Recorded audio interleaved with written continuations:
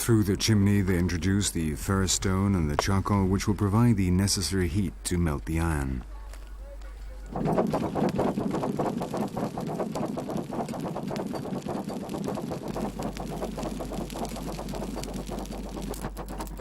The blacksmith have a high status in Senufo society. Their work has always been extremely important for the community. Those who had good blacksmiths possessed the best weapons in battle, and this made them superior to their rivals. Now, thanks to the tools they forged, the people are able to work the land.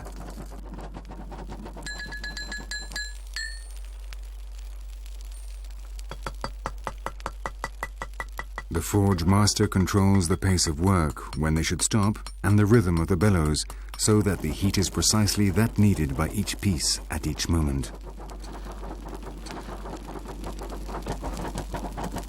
They are holy men who work under the protection of the powerful fire fetish.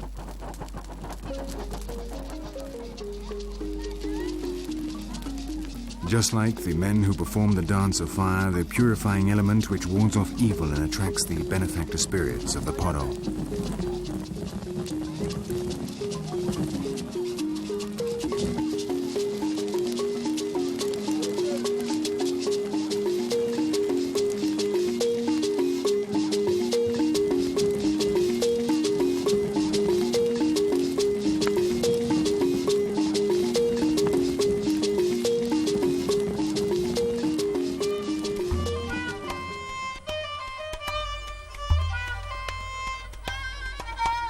In the north, beyond the lands of the Senufo, the influence of Islam can immediately be felt. The most beautiful mosque in the Ivory Coast is that of Kong. It was built by a Malinke chief, Samori Touré. Its architecture combines elements from the north of Africa with other local ones.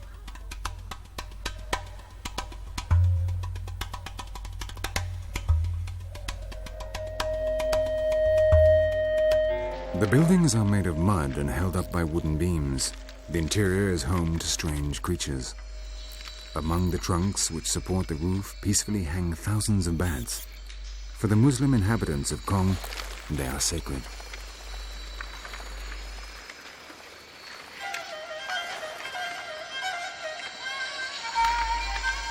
These small mammals, despite their sinister appearance, are beneficial to man as they feed on mosquitoes. The worst thing is their smell, which the Muslim worshippers of Kong have to put up with each Friday when they come to the mosque.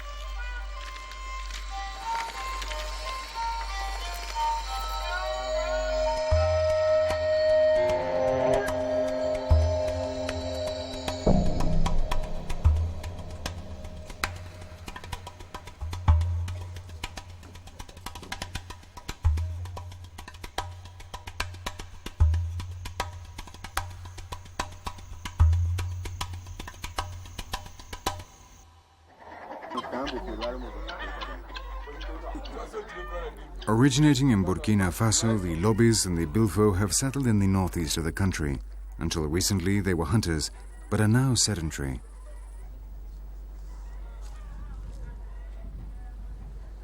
They form villages with no definite structure, rather archaic, scattered around the interior of the wooded savanna.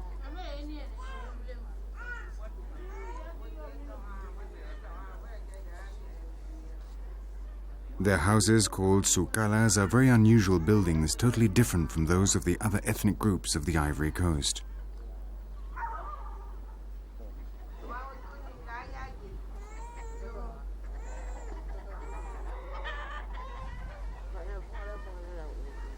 They are built with adobe.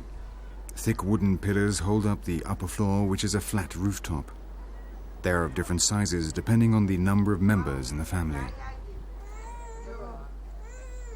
The rooftop is used to dry the millet and the maize. The Lobi are one of the least developed ethnic groups in West Africa. Many women still today wear the traditional decoration, 2 white stones inserted into their lips.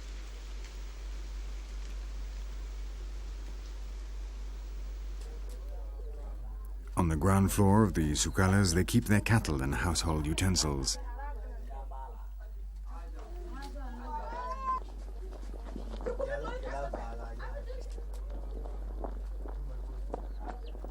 The rooms are large, including the kitchen, which has a small courtyard through which the smoke from the fire escapes. It is normal for 3 generations to live in each sukala.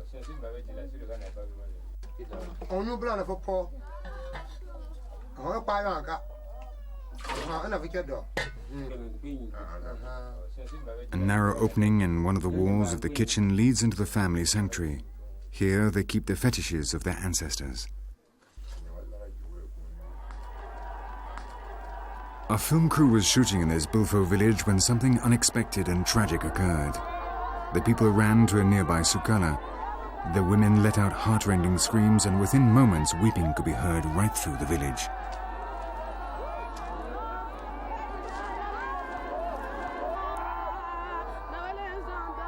We soon found out what was happening.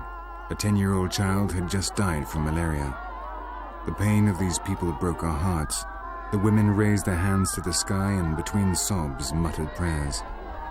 Then they shouted out the name of God with the same familiarity they would speak to someone close by, someone who was with them in their profound pain. And then, as always in Africa, the music sounded out. The tom-tom could be heard. Everyone got up. Undoubtedly, they had been expecting it. We felt moved and tense. These people so far removed from our world had just drawn us into their lives, made us one of them, and we shared their suffering.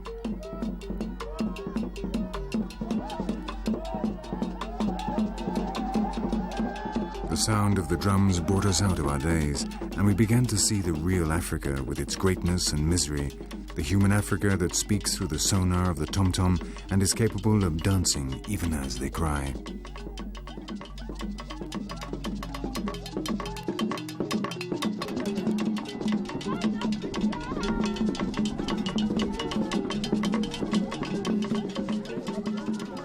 For these people, death has a different meaning than for us. The deceased becomes part of a parallel and intimately close world. But they have to realize that they have died. They have to leave, no longer bother the living, and hence the cries and the music.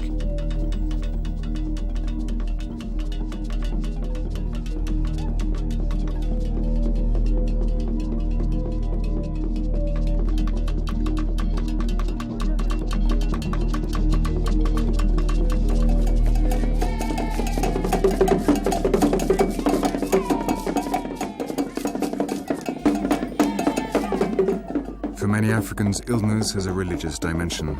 When they fall ill, they believe something evil has invaded them and caused their particular ailment. Whatever it may be, the origin must lie in a spell, and so they turn to the healers, the traditional medicine.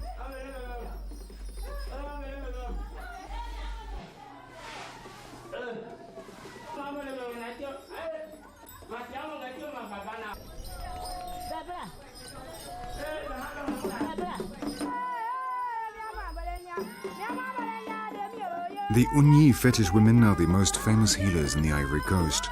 By invoking their spirit friends, they are capable of driving out the illness from those who have been victim of some spell.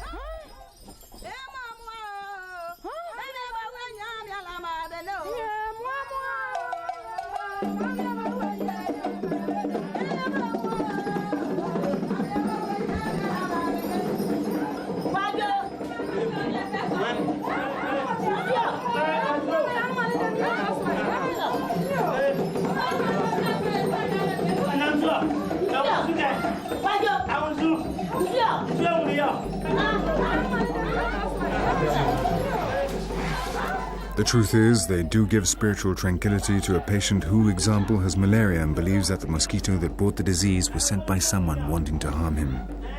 The sad thing is, if the patient is not given quinine, he will die, even if the devil himself has been forced to flee.